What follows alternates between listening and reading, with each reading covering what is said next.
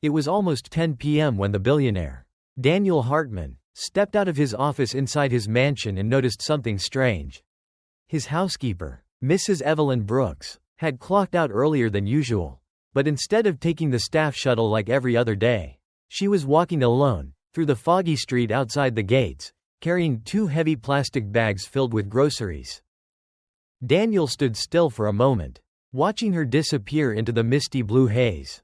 This wasn't normal. Earlier that afternoon, one of his antique cufflinks had gone missing from his desk drawer.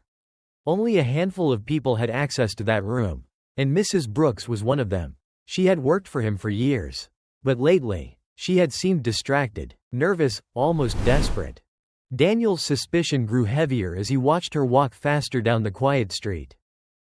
He whispered to himself, why would she take food from the mansion? And where is she going at this hour? He loosened his tie, grabbed his briefcase, and stepped out onto the wet pavement. The night was cold, the streetlights flickered through the layers of fog, and the air smelled like rain. Ahead of him, Mrs. Brooks kept walking, her yellow uniform soaked with mist, her shoulders slightly trembling under the weight of the bags. Daniel followed her quietly, keeping a safe distance. Each step echoed on the empty sidewalk. She didn't know he was there. She didn't know he had already assumed the worst. As he continued to watch her, his mind replayed the footage he had seen earlier that day. The security camera had caught Mrs. Brooks taking something from the storage cabinet near his study. She had slipped it into her apron pocket before looking around nervously. Daniel remembered the feeling in his chest when he saw it: disappointment, anger, and confusion all at once. This was the woman he trusted, the woman who cooked for him, kept his home running, and had never once asked for anything in return. So why would she steal? Mrs. Brooks suddenly stopped at the corner of the street. She shifted the bags from one hand to the other, wiped her face with her sleeve, and continued forward with slow, tired steps. Daniel narrowed his eyes. Something wasn't right. This wasn't the behavior of a thief enjoying stolen goods. She looked exhausted, sad, and the groceries she carried weren't fancy items, just basic food: apples, bread, canned soup, and a bottle of cheap milk. Nothing worth stealing from a billionaire's mansion. But the missing cufflink, the suspicious behavior, the secretive late-night trip. They couldn't all be coincidences. Daniel followed her deeper into the dim, fog-covered neighborhood, unaware that what he was about to discover would change everything he ever thought he knew about her, and about himself. And with that, the story begins. The next morning, Daniel woke up earlier than usual. He didn't sleep much. His mind kept replaying the image of Mrs. Brooks walking alone in the fog with those heavy grocery bags. He still didn't know what she was hiding, but the missing cufflink and her strange behavior weren't something he could ignore. When he stepped into the main hallway of his mansion, everything looked exactly the same as always: polished floors, expensive artwork, sunlight gently passing through the tall windows. The house felt peaceful, almost too peaceful compared to the night before. Then he saw her. Mrs. Brooks was already at work, dusting the shelves in the living room. Her uniform was clean and pressed, her hair neatly tied up, and she acted as if nothing unusual had happened. She didn't look up when he walked in. Her movements were slow, careful, and a little stiff, as if she was carrying the weight of the entire world on her shoulders. Daniel approached her, but she stepped aside politely, avoiding eye contact. It was subtle, but he noticed her hands tremble slightly when she adjusted a vase. He watched her closely, trying to decide if she was pretending or simply exhausted. Either way, she was hiding something. For a moment, Daniel considered confronting her right there in the hallway. But something stopped him. Maybe it was the memory of her tired expression last night. Maybe it was the groceries she carried: nothing stolen, nothing luxurious, just cheap food. Still, the missing cufflink bothered him. He walked past her and entered his study. The drawer was still half open, exactly as he had left it after checking it last night. One cufflink remained, the other was still gone. Daniel tightened his jaw. He needed answers, but he needed proof first. He opened his laptop and pulled up the security footage again. The clip showed Mrs. Brooks near the storage cabinet, taking something small and slipping it into her apron. He replayed it twice, zooming in, trying to identify the object. The image wasn't clear enough. If she didn't steal the groceries from him, then what exactly did she take? Daniel leaned back in his chair and let out a slow breath. He made up his mind. Tonight, he would follow her again, this time until he found the truth. Later that afternoon, Daniel walked into the security control room, a restricted area tucked behind his private office. He rarely went there himself. His staff usually handled surveillance, but today he needed answers. The missing cufflink in Mrs. Brooks's strange late-night routine couldn't be dismissed anymore. The head security officer greeted him, surprised to see the billionaire in person. "Sir, is everything all right? I need access to the recordings from yesterday," Daniel replied, "especially the hallway and storage cabinet near my study." The officer pulled up the files immediately. Multiple screens lit up the room, each showing a different angle of the mansion. Daniel folded his arms and leaned forward, eyes fixed on the footage he had rewatched earlier that morning. There she was, Mrs. Brooks, walking toward the storage cabinet. Her steps were slow, almost hesitant. She looked around twice before opening the cabinet door. Then she reached inside and took something small, slipping it quickly into the pocket of her apron. Daniel paused the video and zoomed in. The image sharpened, but only slightly. The object was tiny, dark-colored, and rounded at the edges. It could have been a cufflink, or something else entirely. "What does she usually access in that cabinet?" Daniel asked. "Mostly cleaning supplies, sir, but sometimes small maintenance items, keys, old fixtures, spare parts," the officer answered. Daniel replayed the clip again from a different camera angle. The footage showed Mrs. Brooks closing the cabinet gently, pressing a hand to her chest as if she were stressed or short of breath. She wasn't acting like a thief running off with something valuable. Her movements were too deliberate, too sad. Still, Daniel couldn't ignore the possibility. He leaned closer to the screen. "Do we have exterior footage from last night? The moment she left the mansion?" The officer switched to the outside cameras. The moment appeared. Mrs. Brooks walking out of the gate with the grocery bags, moving slower than usual. The timestamp matched perfectly with the moment Daniel saw her from his office window. He narrowed his eyes. There was still something missing from the puzzle, something the cameras weren't showing. Daniel straightened up. "Save these clips. I'll need them later." He left the room with one decision firmly made. Tonight, he would follow her again, and this time, he wouldn't stop until he uncovered the truth. By the time the sun began to set, Daniel had already decided he wasn't going to wait for clues to come to him. He needed to see the truth with his own eyes. The afternoon passed quietly inside the mansion, but the silence only made his suspicion heavier. At 5:42 p.m., Daniel heard footsteps coming from the service corridor. He stepped aside and observed from a distance. Mrs. Brooks was finishing her shift earlier than usual again. She clocked out, adjusted her uniform, and picked up the same beige tote bag she always carried home. Her movements were slow and careful, like someone trying to conserve every bit of energy. Daniel followed her down to the parking area beneath the mansion. The space was large, lit with cold fluorescent lights that cast long shadows across the concrete floor. Several staff members crossed paths with her, greeting politely. She smiled back, but the smile didn't reach her eyes. She walked straight past the staff shuttle and continued toward the exit gate. That was the second day in a row she avoided transportation provided by the mansion. Daniel stood behind one of the pillars, watching. She didn't look around. She didn't hesitate. She just walked, almost as if she was trying to get somewhere before it got dark. Daniel headed toward his black sedan. His driver, Mason, opened the door for him immediately. "Going out, sir?" Mason asked. "Follow her," Daniel said quietly, "but keep a distance." Mason nodded without a question. The car pulled out smoothly, staying far enough behind to avoid suspicion. Up ahead, Mrs. Brooks walked along the sidewalk outside the mansion's gates, her tote bag now replaced by 2 plastic grocery bags she must have picked up from a nearby store. The evening air was cooler now, and a soft drizzle began to fall. Streetlights flickered on, reflecting off the pavement. Daniel leaned forward in his seat, eyes locked on her silhouette through the windshield. She walked with purpose but also with fatigue. Her left shoulder sagged slightly under the weight of the bags. Every few steps, she paused as if catching her breath. "Where is she going?" Mason asked softly. Daniel shook his head. "That's what we're going to find out." The car continued slowly down the dimly lit road, following her deeper into an unfamiliar part of town. With each block, the houses looked older, the streets rougher, and Daniel's curiosity mixed more with unease. Whatever secret Mrs. Brooks was hiding, he was getting closer to it. The deeper they followed Mrs. Brooks, the more the scenery changed.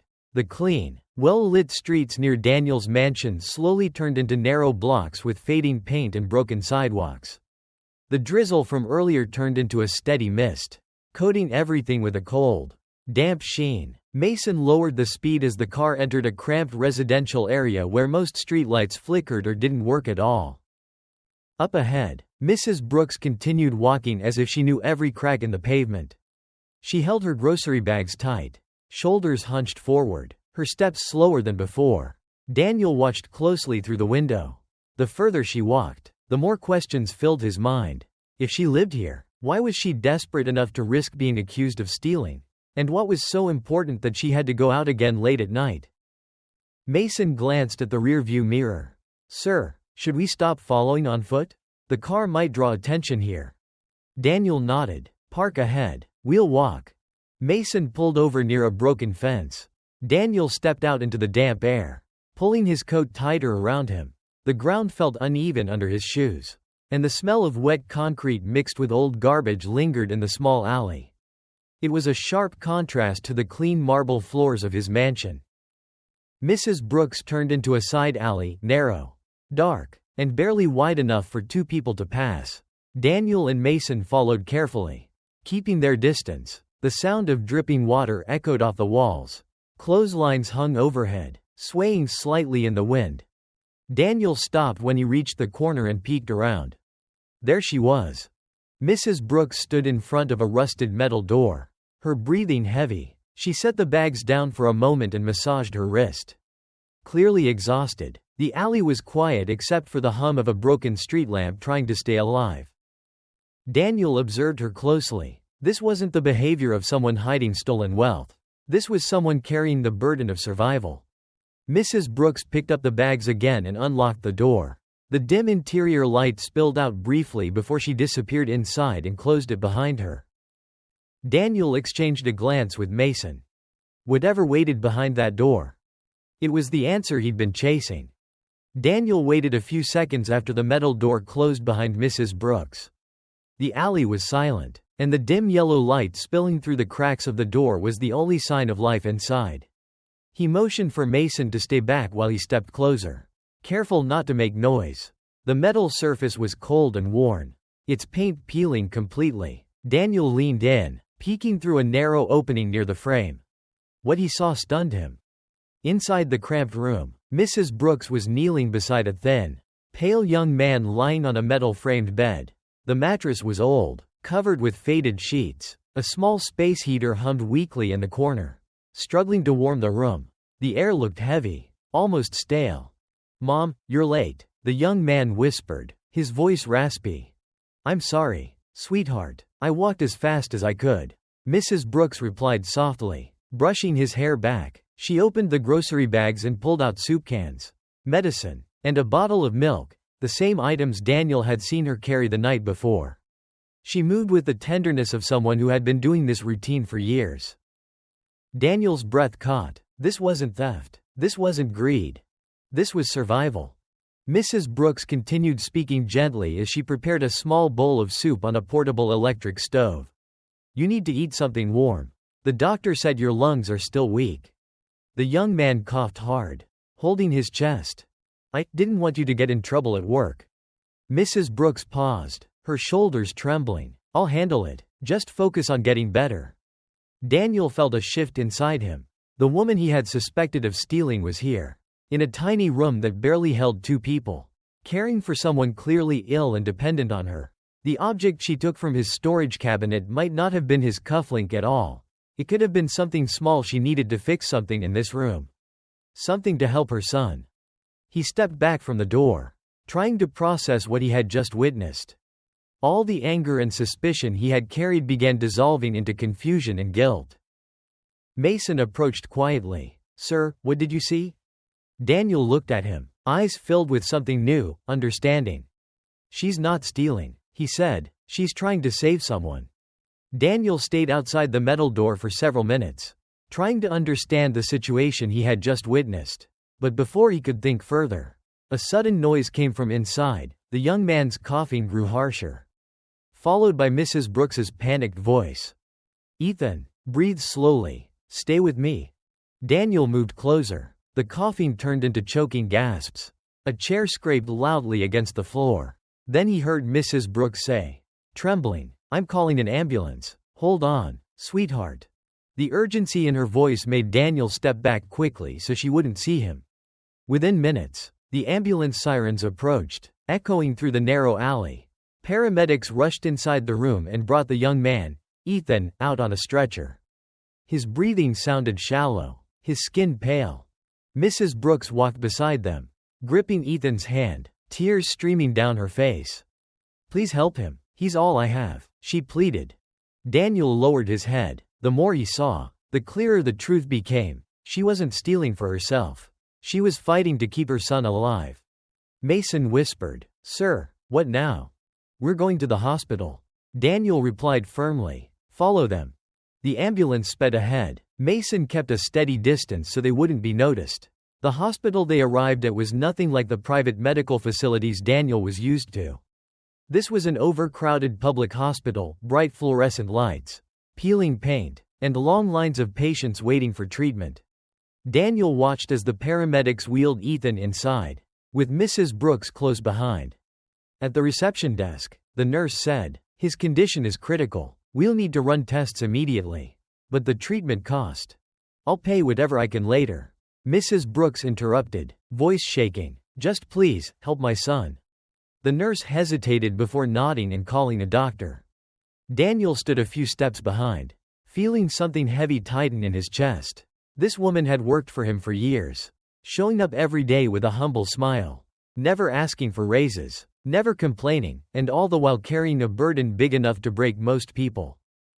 He finally understood why she took the small object from the storage cabinet.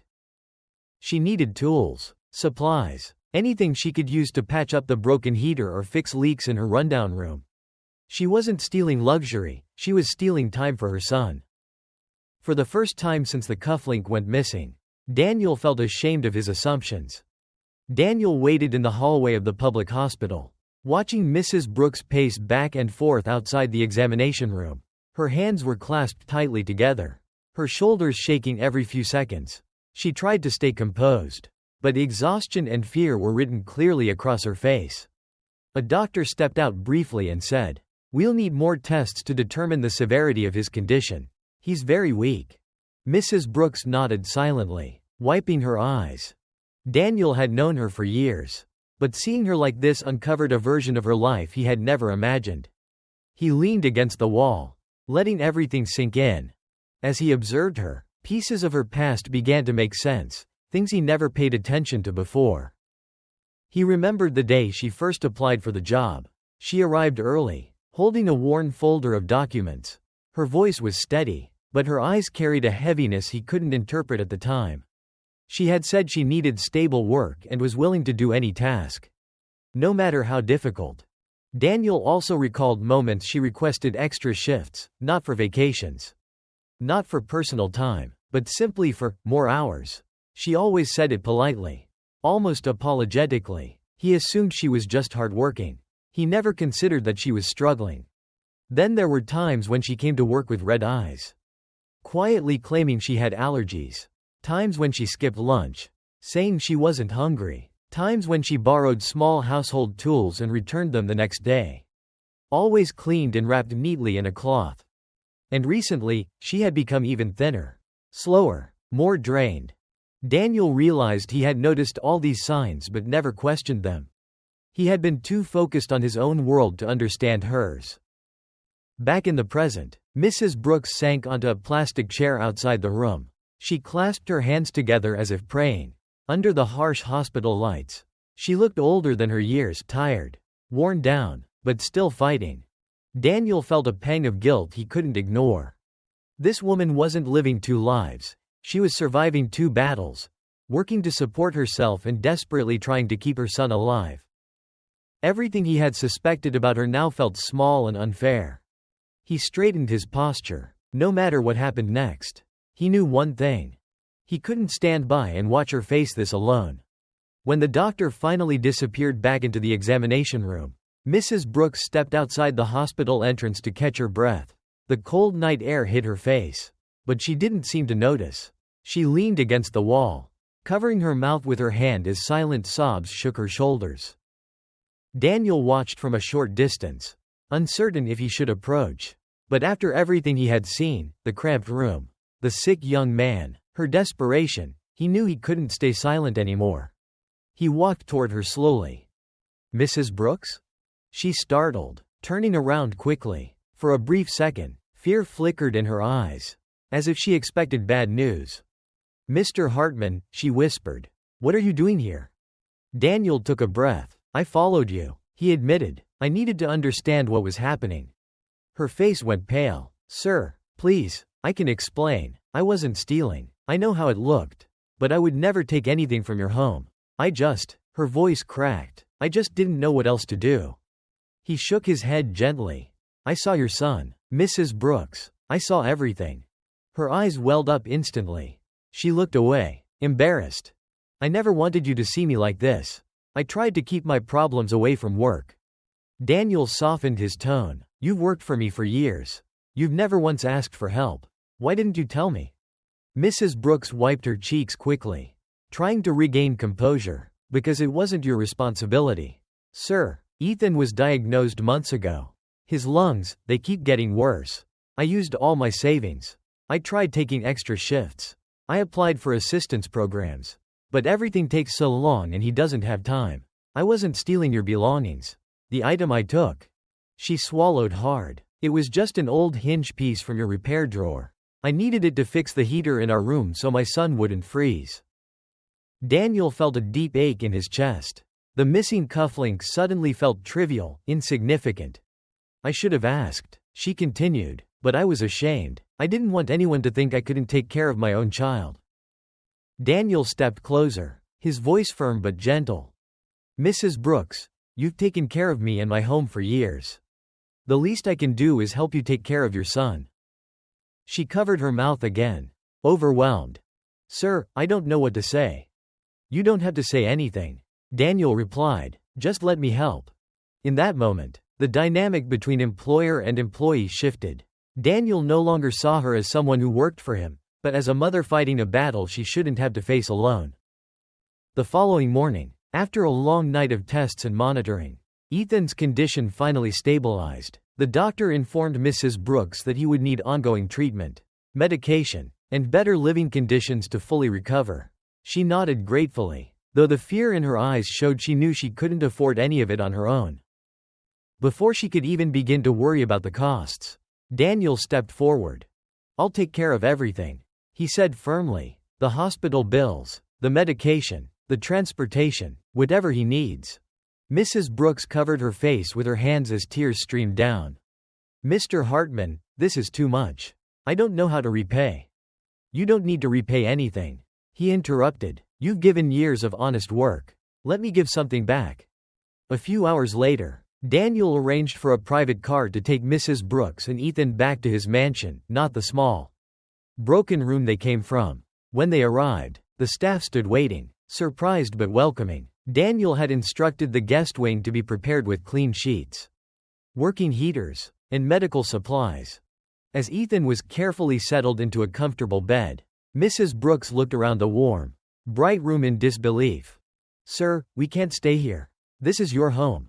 "It's your home now too," Daniel replied, "at least until he fully recovers. And after that, we'll find a better place for both of you. Something safe, something stable." She clasped his hands tightly, overwhelmed. Thank you for seeing us. Truly seeing us." Daniel offered a small smile. "I should have seen sooner." In the days that followed, specialists visited the mansion, ensuring Ethan received proper treatment. Mrs. Brooks continued working, but her shifts were shortened so she could spend more time with her son. Each morning, Daniel checked in, asking about Ethan's progress, making sure they had everything they needed. One early sunrise, as golden light filled the halls, Mrs. Brooks found Daniel in the garden. She said quietly, "You changed our lives. I will never forget this." Daniel shook his head gently. "You didn't steal from me, Mrs. Brooks. You reminded me what matters." And with that, the story closed on a peaceful note. A billionaire who once suspected the worst, and a mother who had been carrying far too much alone. In the end, understanding replaced judgment, compassion replaced suspicion, and both their lives were changed forever.